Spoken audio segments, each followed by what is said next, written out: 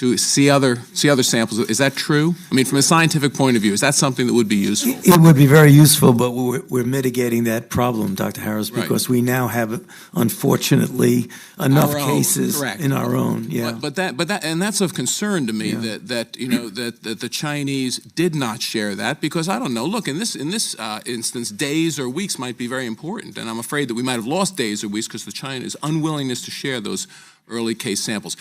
Now, the fatality rate is, of course, controversial, because WHO just announced that they think it's 3.4%. You've been, I think, quoted in the New England Journal of Medicine a few days ago as, well, it's probably less than 1%. No. Is that, where do you think it's going to end up? Because we don't know the denominator. But you said it, sir. If you look at the cases that have come to the attention of the medical authorities in China, and you just do the math is about 2%. If you look at certain age groups, certain risk, which made them elevate what their mortality is, you know, as well as anybody, that the mortality for seasonal flu is 0.1%. So even if it goes down to 1%, it's still 10 times more fatal. When will we know with our own data, do you think? We will know with our own, I hope. It's, I'm torn, Dr. Harris, because if we get enough to have a big end, it's going to be bad news for us. But learning more and more, the thing that's encouraging is that as part of the WHO umbrella team that went to China finally after a long period of time, there were two USA individuals on there, one from the CDC and one. I'm curious if you have any information on the amount of data that's indeed shared by NH grantees, and whether you believe mandatory sharing of data should be a requirement of all those receiving grant funding. And a related question, the administration has suggested that, if someone receives federal funding, the published research should be available free upon publication, not a one-year waiting period, but free upon publication. So could you comment on those two, what I'd call, just kind of transparency issues regarding federal funding? Those are very much on our mind, Dr. Harris, and certainly in terms of having our grantees share the data that they've generated with public funds, we feel very strongly that's part of their responsibility. And certainly the data sharing policies that we have been putting together make that increasingly clear. There's some legal limits. And I associate myself with the remarks of everyone who has talked about the importance of continuing with our bipartisan work, because really is a $30 million cut. Now, we know there are many disparities as it relates to communities of color. When you look at the disproportionate rates of lupus, and thank you very much for following up with our request on lupus in terms of African Americans, sickle cell disease and trade. And then in many ways, I feel like I've received a medical education from all of you, because so many of my family members, friends, and community suffer from multiple sclerosis, COPD, the A1C test, diabetes, and sickle cell trait relationships. So I personally, like most members, have gotten into the weeds on a lot of these diseases, and we have put in budget requests and being responsive, and for bringing forth the plans that we have asked for. So in terms of these cuts, I'm curious with regard to what the $326 million cut. In terms of these cuts, I'm curious with regard to what the $326 million cut to the National Heart, Lung, and Blood Institute would do in terms of our COPD action plan. Again, in the National Institute for Minority Health and Disparities, the $30 million cut, and over, I can talk about these cuts as it relates to some of these diseases, multiple sclerosis, the Brain Initiative. I believe there's a cut of about $40 million. So can you just kind of tell me how you're going to deal with this if these cuts in fact go through? And then myself, as it relates to the growing absence of black men in medicine and science, and we're working very closely now with partners in this, and I wanted to ask you with regard to the Common Fund, how can we support more comprehensive work because of sciences and doing based on their roundtable work that they want to continue, and can we look to the Common Fund? Unfortunately, I see a cut of $196 million less, And so can we, no, I'm sorry, 42.6 million less than 2020. So can we kind of talk about how we're going to address these issues within this budget?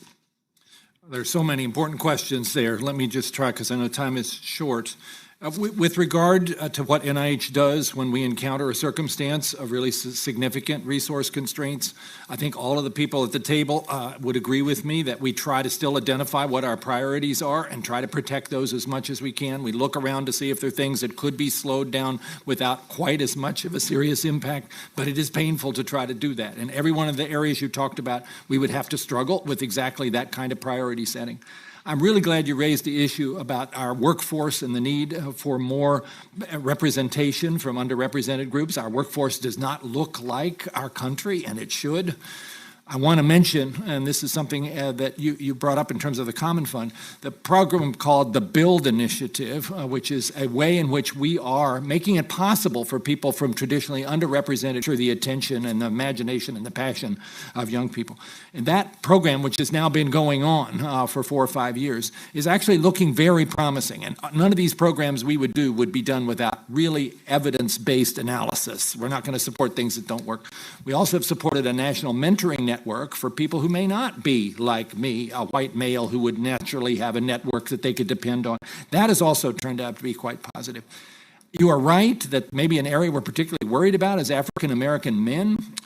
We have a recent initiative we're discussing with the NCAA about how to interest athletes in science and provide them with scientific opportunities like summer internships in a research lab so that that will be seen as a more attractive possible career path with mentors and role models that they can learn from. So all over this. We have new partners with new ideas coming out of the National Cabinet report.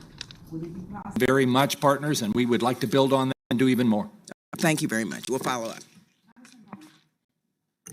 Thank you, Madam Chair, and thank you all for being here. See you all again, and Dr. Collins, appreciate your many years of service. And I wondered if you and also Dr. Sharpless could talk briefly about the President's Childhood Cancer Initiative. That's something that I know we funded, and just wondered if you could give us an update on that. Dr. Sharpless is ideally suited for that. I'd be happy to take that.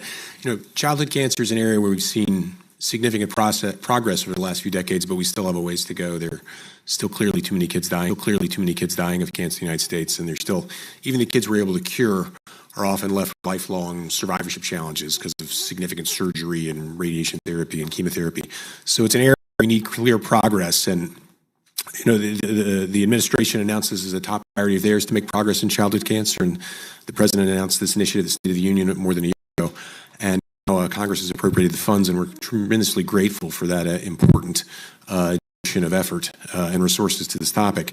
So it's underway. We have had a sort of convened a lot of the thought leaders in the community about how to make progress most expeditiously in childhood cancer.